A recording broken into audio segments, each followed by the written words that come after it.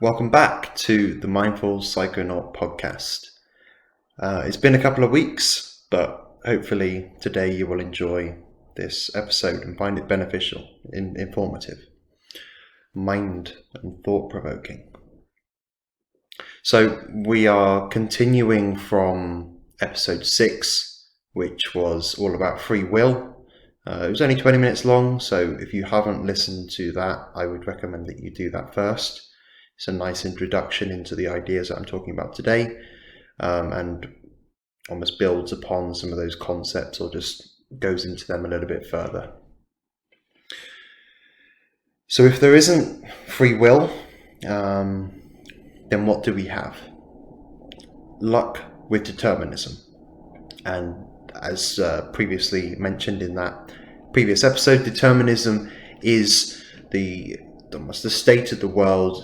The action that occurs now is due to the totality of prior events. And obviously the luck implemented there. You might be lucky to be born in the first world and not in a third world country. That's generally considered lucky because you have better opportunities and chances to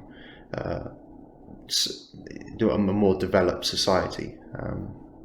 Obviously that's changing, but it is that kind of thing where you didn't have any control over whether you were born in this place, or in this time or this time, this family or this family.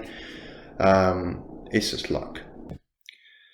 Everything you do or think arises from the prior causes that you had no part in choosing, such as the society you were born in, the makeup of the cells in your body, and the influences that come from the outside world. It's all to do with luck. What determines moments of extreme focus or prolonged procrastination, or the degree of fear you may experience in any situation, it's all a matter of luck and prior causes. This view of a human experience cuts through the notion of retribution, allowing for forgiveness of the self and others. A quick definition of retribution. Retribution is the act of punishing or taking vengeance for wrongdoing, sin, or injury. And this concept is of great interest to me when many consider punishments as justified vengeance, but do not consider what actions may lead to the best behavior change. There is importance in the choices that you make and decision making. Learning a language, for example, this will not simply occur. I will have to complete daily practice of language practice, which will eventually lead me to the acquisition of a new language. I'm not destined to learn that language regardless of my thoughts and actions. That would be the case for fatalism. Effort, discipline, and choices all have key influences in our lives, despite the fact that they are determined by prior causes. Again, I return to the nature of conscious experience. Sounds appear in consciousness, as do sights, as do thoughts.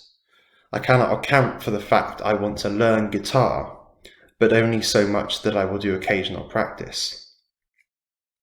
I can't decide to make learning an instrument my top priority if it simply isn't my top priority. If I were eventually to decide it was my top priority and to start practicing that instrument regularly, I cannot account for why at that precise moment it became my top priority.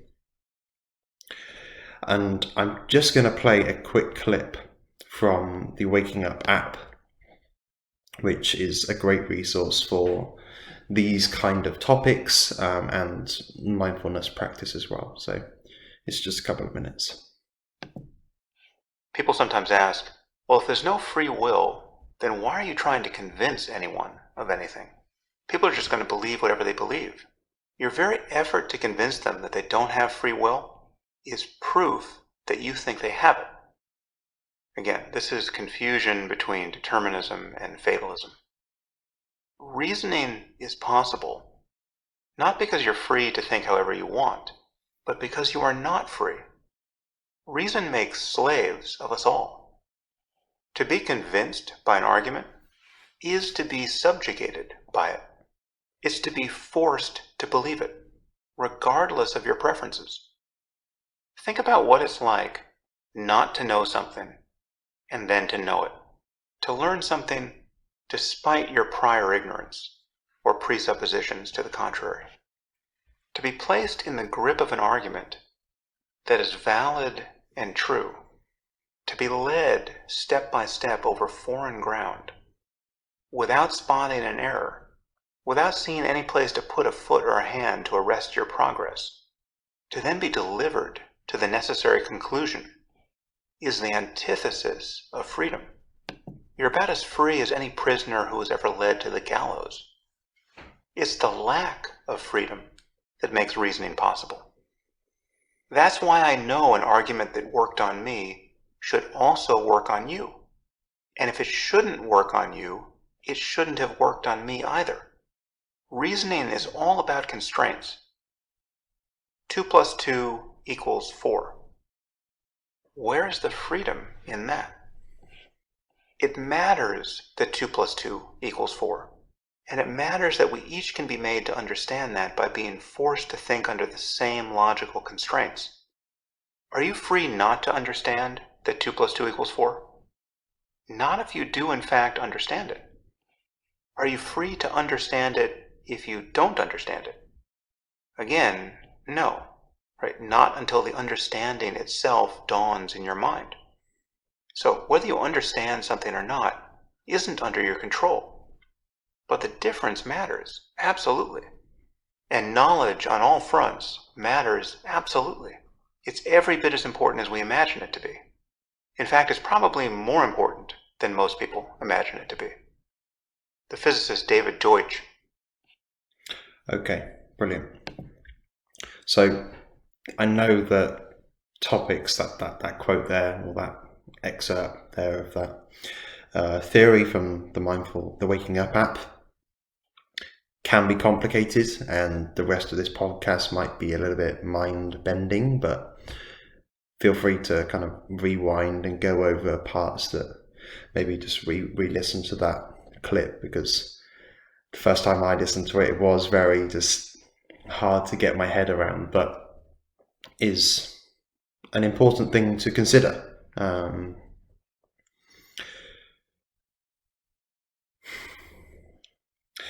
So the aim of mindfulness practice is not to think new thoughts or rid yourself of bad thoughts. It's simply to experience what consciousness is like in each moment. Ridding yourself of the illusion of free will can bring about positive changes to ethics and instances of hatred. If individuals are not free to think and act, what does that say about love? Love isn't fixated on the underlying causes of one's behaviour, but is concerned with the experience with that other person that may be enjoyable and pleasant. There's no freedom when laughing or smiling with people in the presence of someone that you love. In fact, those very actions in that involuntary sense show how genuine that love is. But when thinking about hatred, to hate someone is to be consumed by the idea that us as individuals have free reign over the actions that we take. We have free will. That individuals could and should have behaved differently than they did. Whether this hatred is towards others or towards the self, there's definitely a lot of both of those things in this world. And an interesting example of Charles Whitman, who was a mass murderist in the US, who shot many people and murdered his wife and his mother. So, Charles Whitman killed his wife and his mother by stabbing them in the heart, then climbed a tower at the University of Texas and proceeded to shoot people at random before killing a total of 14 people and injuring 32 before he was shot by the police. And at first glance of this situation, most people, most people would immediately think that the individual here is full of evil, and that they would hold a lot of hate towards this person for doing such actions, for murdering people in cold blood, murdering their mother and their wife. However, he left a suicide note stating that he found his behaviour inexplicable. His mind was flooded by irrational thoughts and violent impulses, and he recommended that doctors do an autopsy, or along those lines, actually check to see if there was a physical disease that was causing him to be the way he was. And after he had been shot, the note was found, and he had that autopsy done to him, and he had a brain tumour pressing on the amygdala in the hypothalamus, which may have explained changes in his thoughts and subsequent actions, as he was stating in his notes that they're kind of inexplicable. He had these almost urges for anger and committing violent actions, and eventually just couldn't hold back. So how does this change things if actually obviously it's not confirmed, but it's likely that a tumour in that specific area in the brain will have influenced that person's actions, thoughts and subsequent actions? Should we hate Charles Whitman for what he did, even though it was likely that the brain tumour was the very thing that may have changed his consciousness in such a way that led to the murder of 14 people? It's an example of physical events giving rise to thoughts and actions. It could be being born into the group of a terrorist organization, and that's the physical event that then leads to you committing horrible actions in the future. Or it's having bad luck and a brain tumour growing in a certain area in your brain, leading to these unfortunate changes. If we had a greater understanding of the physical makeup of a murderer's brain that would cause them to think certain things, genes that would predispose them to violent actions, then it can be thought of as unlucky for one to have that makeup, as similar to the growth in a brain tumour. The hatred that is applied to humans under the notion of free will quickly dissipates if those that complete horrible actions are determined to do so by prior physical causes out of one's control. However, the urge for retribution and punishments as justified vengeance is real and it's powerful. There are likely evolutionary reasons for urges for vengeance, but we can ask the question of whether these tendencies are good and should be maintained. How can we ask that others behave in a moral way and do not commit immoral actions if they are not the author of their actions? We can, and in most cases we should. It makes sense to put someone in prison in doing so, if doing so will increase the well-being of others. The act of moving them elsewhere can protect others and themselves. Punishment can also serve as a deterrent for crime. These demands and laws that may be set out are part of the totality of causes that determine human behaviour.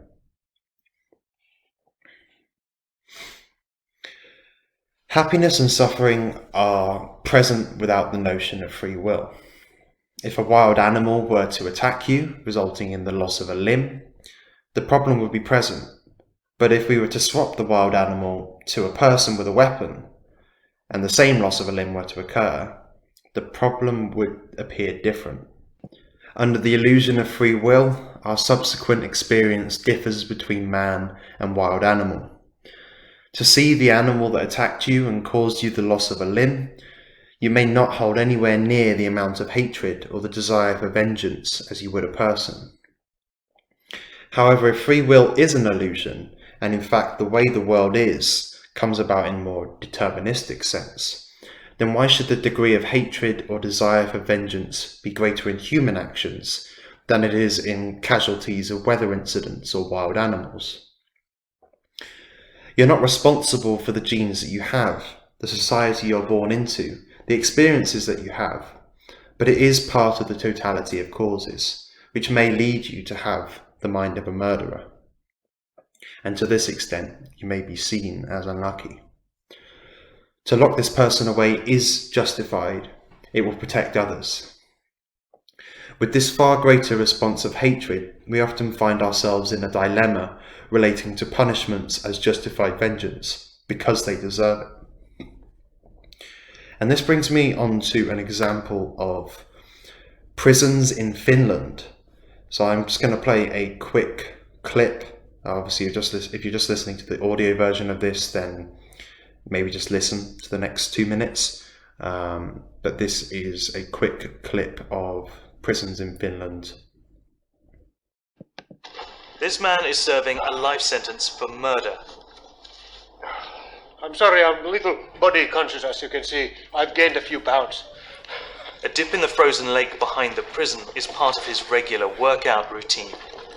No problem. It's okay.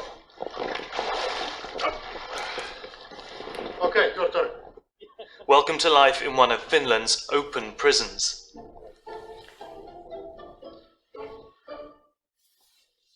There are no cell blocks here, just dormitories.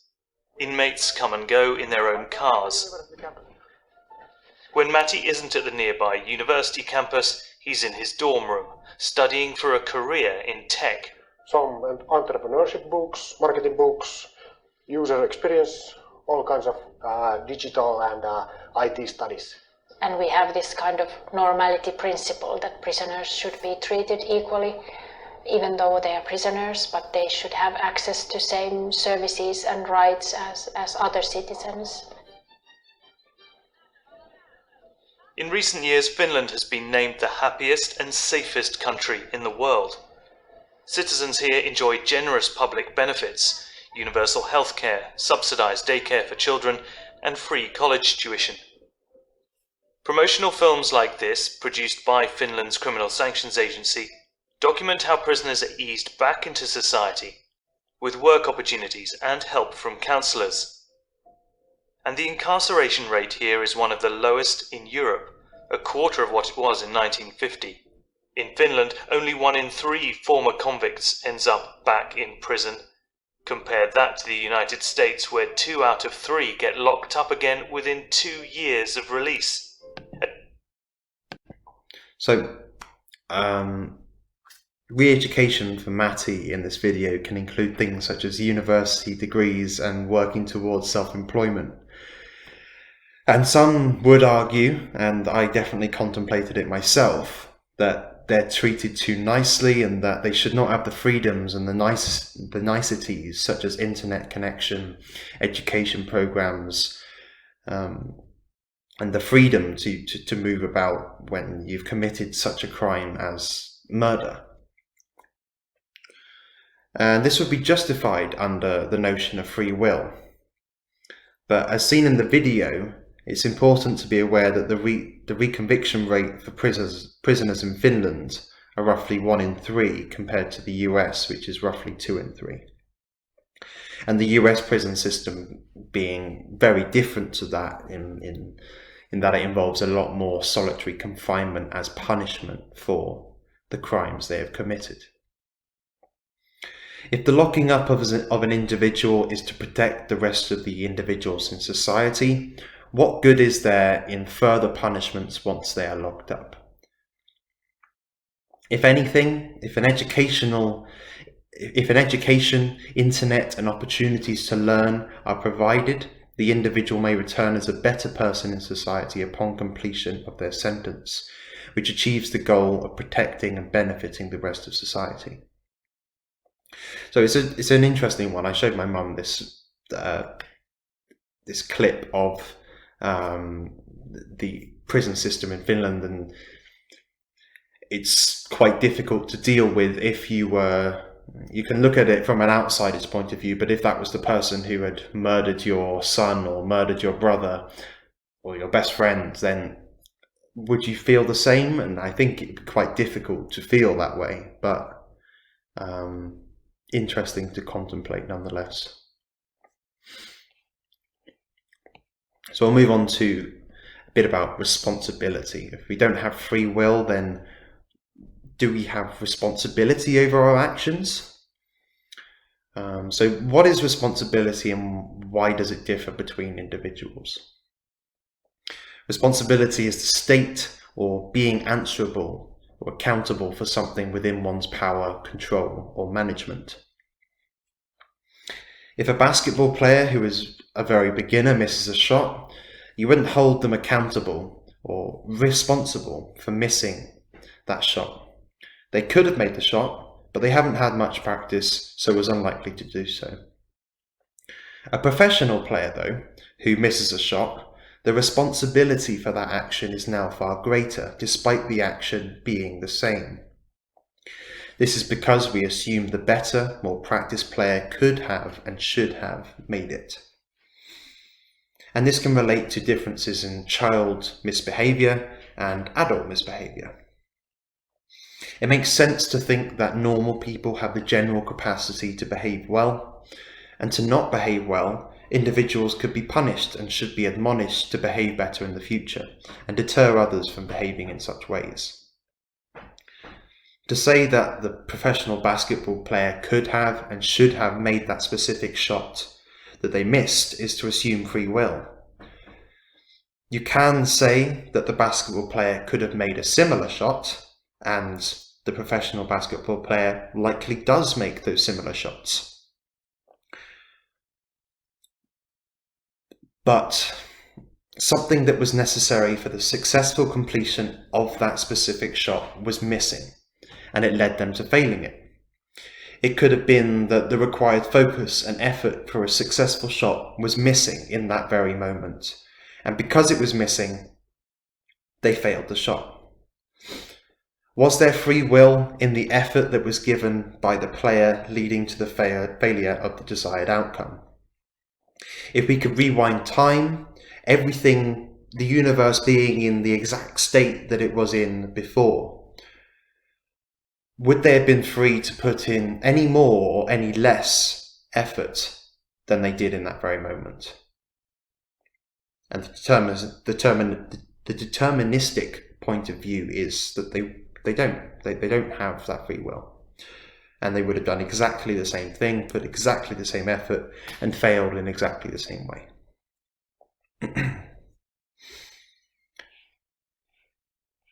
All events are determined completely by previously existing causes. The causes for that lack of attention or effort would be present if we were to rewind time to see if the player could have done otherwise. So returning to the example of an adult and a child misbehaving, we place far more emphasis and responsibility to the adult than the child. To assume that the adult has more responsibility is similar to the professional basketball player. Maybe they started a fight with someone. What are the necessary actions needed to prevent someone from fighting? A certain amount of self-control, perhaps? Because in most situations, this self-control is present, and fights do not emerge at every potential for conflict. To place more responsibility on this adult than a child is to assume that if time were rewinded, they would be free to have more self-control than they did, and not start a fight. It is acceptable to assume that the adult normally has more self-control than a child does, and in most situations would not engage in violence. Some condition in which they would be able to prevent engaging in violence was absent, such as necessary self-control. Again, the admonishment and the punishment of someone for acting immorally is necessary to deter the individual from completing similar actions in the future, and to deter others from committing such acts also. If we take a larger and wider view of the causality of someone's actions, we can return to the son of a terrorist. If you're born into this group, the son of a terrorist, that's unlucky. That is unlucky. And what sort of responsibility does that child have in committing moral and immoral actions? The child is not born with a sense of right and wrong, and I think it's quite difficult to put the blame. It's rather challenging when you see in the news the tragedies that have occurred by certain people across the globe, and think, why on earth would anybody do such a thing? But if that's what you've been raised, if you've been nurtured in an environment that promotes that kind of thing from the day that you're born, why would you think otherwise? Why would you possibly believe the other things that are in the news? Are you even exposed to news like that?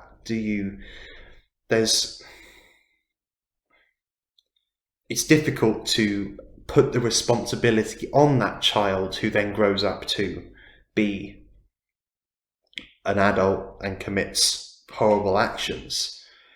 So why would it be different for others around the world?